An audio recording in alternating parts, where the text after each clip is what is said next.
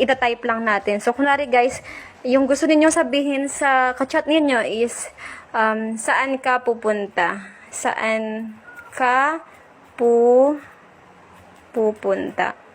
So, ayan guys, as you can see, diba? Yan yung tinatype ko. Pero, doon mismo sa typing natin, doon sa may messenger is, nag-English na siya. Ayan, where are you going? So, ayan guys, kita nyo ba yan?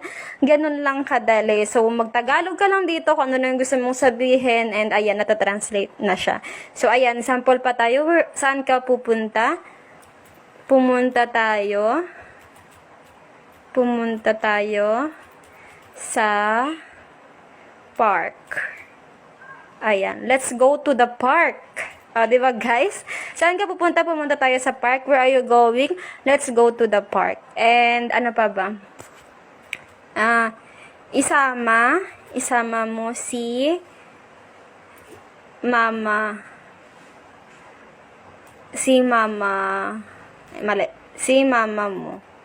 Ayan, include your mama mo and mga